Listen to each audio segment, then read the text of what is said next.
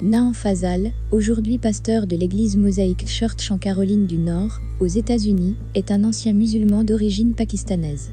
Il grandit et fut élevé en tant que musulman au Koweït. En 1992, il eut une expérience surnaturelle avec Jésus qui a totalement changé ses croyances et sa vie. Voici son témoignage.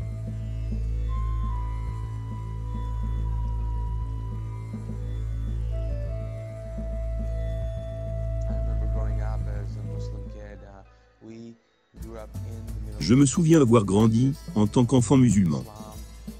Nous avons grandi au Moyen-Orient. Nous pratiquons, vous savez, l'islam. Nous allons prier spécifiquement le vendredi. Je me souviens que quand nous allions à la mosquée le vendredi, c'était une sorte d'événement. Nous faisons aussi bien la prière 5 fois par jour. Donc tout ce que nous faisons était plutôt centré sur nos croyances.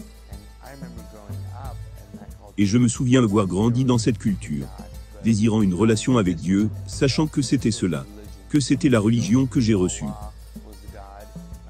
Qu'Allah était le Dieu que je sers, et que Mohammed était son prophète.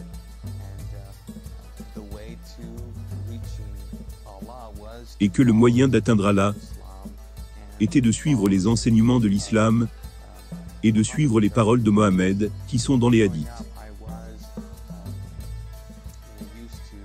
En grandissant, j'ai côtoyé les hindous, les sikhs, et même les chrétiens, les catholiques. J'avais des amis qui étaient des hindous, des amis proches hindous. Et nous parlions de religion. Mais je m'étais mis à l'esprit que comme j'étais né et ai été élevé comme musulman, je resterai toujours musulman. J'avais entendu parler de Jésus et d'une sorte d'évangile et de ce qu'il a fait, mais je n'étais vraiment pas intéressé. Parce que, vous le savez, pour moi, à cette époque, l'islam n'était pas seulement une religion, c'était en quelque sorte une nationalité, ce que j'étais. Il serait donc ridicule pour moi d'envisager même de changer de nationalité. Même si, vous savez, j'avais des réserves sur certains enseignements. La chose avec l'islam est qu'il décourage les questions. Si vous avez des questions, des doutes, vous n'avez pas assez de foi. Et donc c'était découragé. Mon frère était à l'université, et donc il pouvait venir, vous savez, pendant certaines vacances d'été, et il a commencé à parler du christianisme. Il avait apporté une Bible à la maison, et nous avons commencé à avoir plusieurs débats là-dessus. La plupart de ses amis étaient sauvés, et ont eu une relation personnelle avec Christ. Et donc nous en parlions. J'étais très sur la défensive, et me fichais de ce sujet. Pendant que toutes ces choses se déroulaient, j'assistais également à une réunion hebdomadaire avec mon frère. Ils nous montrèrent un film sur l'enlèvement de l'église. Ce qui m'a vraiment intrigué, et ils ont terminé la soirée avec une prière. Et alors qu'ils terminaient, j'étais assis à l'arrière, et j'ai dit une prière avec désinvolture, audacieux, peut-être ignorant, et arrogant. J'ai dit à peu près ceci, je ne sais pas si cela est vraiment la vérité ou pas. Je ne crois pas en cette poubelle. Mais si cela est si vrai, pourquoi donc ne viendrais-tu pas me montrer? C'était ma prière. Eh bien, plusieurs nuits après cela, j'étais dans ma chambre, et il était environ 11 heures, ou minuit ce soir-là. Je venais juste de finir de lire un roman. J'ai posé le livre, me suis étiré, et m'allongeais sur mon lit. Et alors que je le faisais, tout à coup j'ai remarqué que la chambre devenait sombre, mais pas vraiment sombre physiquement. Ça devenait bizarre et diabolique. Et je me demandais ce qui se passait. Et comme j'y pensais, quelque chose m'a saisi à l'épaule et m'a traîné épinglé à mon oreiller. Et vous savez, à ce moment-là mon corps a commencé à réagir, et la porte s'est ouverte. Et j'ai pensé que c'était mon frère qui venait, pour me sauver. Mais c'était cette silhouette qui marchait. Plus tard j'ai découvert que c'était un démon. Et comme il marchait vers mon lit, il a commencé à communiquer en quelque sorte, qu'il va me tuer. Et je suis convaincu maintenant que s'il était parvenu sur moi, j'étais mort ce soir-là. Vous savez, à ce moment-là, je pensais, est-ce que Allah, le Dieu de l'islam, peut m'aider? Et je savais pour une raison quelconque que cela était au-delà de lui. Et j'ai alors pensé, Jésus, peut-il m'aider? Et alors que je pensais à ces choses, cette silhouette qui venait vers moi, atteint mon lit, puis disparut. Je ne le voyais plus. Ce qui me maintenait immobile, j'en fus libéré. Je pouvais bouger à nouveau.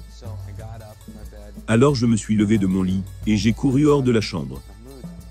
J'ai réveillé mon frère, Mahmoud, et je lui ai dit ce qui s'était passé. Il a tout d'abord dit, tu as eu un rêve, et j'ai répondu que non, c'était réel, c'était plus que réel. Je me souviens avoir dit, j'ai mal aux épaules, à la suite de ce qui me retenait immobile. Et il a commencé à me parler de sa propre expérience. Et j'ai dit, ok c'est génial, mais je suis terrifié. Donc, aide-moi à sortir de ce qui se passe, car je crois que cette chose va vraiment me tuer. Il a répondu, eh bien, il n'y a qu'une seule personne qui a autorité sur les démons et les anges. Et j'ai dit qui est-ce? Il a répondu que c'était Jésus. Et j'ai dit ok, je vais le prier. Qu'il me connecte à lui. Et donc cette nuit-là, nous avons prié ensemble.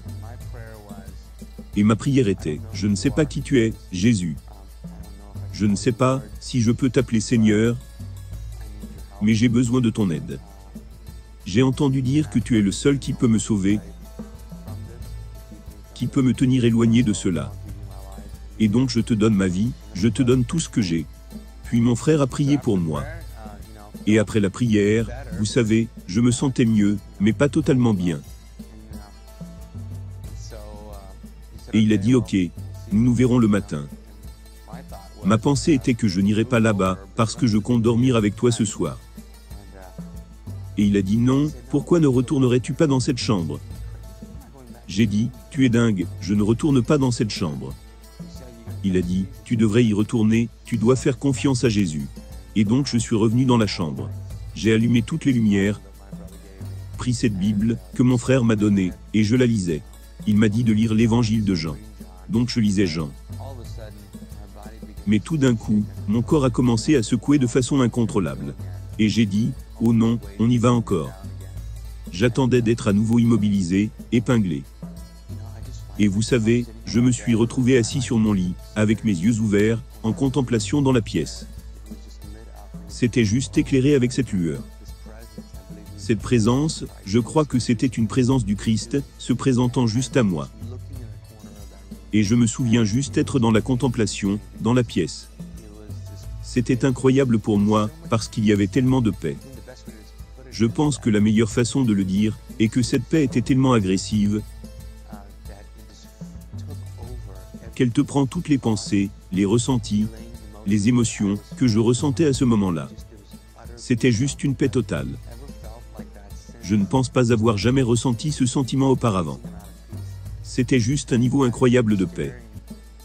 Et je me souviens avoir juste le regard fixe, et ce que cela faisait effectivement. Cela m'a conduit à dormir.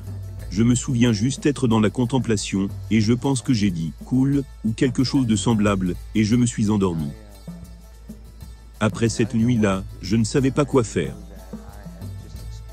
Je savais que je venais de faire l'expérience du Christ. Donc je me souviens avoir eu des conversations avec mon frère à propos du salut.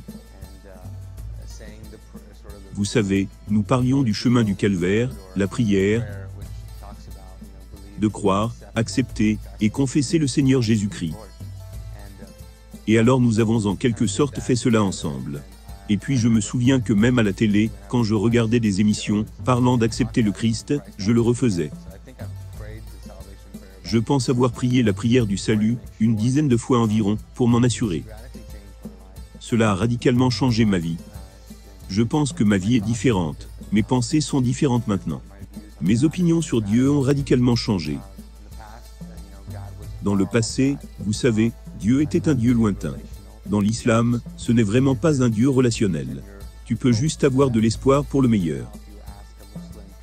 Même actuellement, si vous demandez à un musulman s'il va aller au paradis, il dira qu'il ne sait pas. Tout dépendra. Ils vous diront Inch'Allah. Ce qui signifie, si c'est la volonté de Dieu. Si c'est la grâce de Dieu, cela arrivera. Mais maintenant c'est très différent. Je sais que j'ai l'assurance de la foi.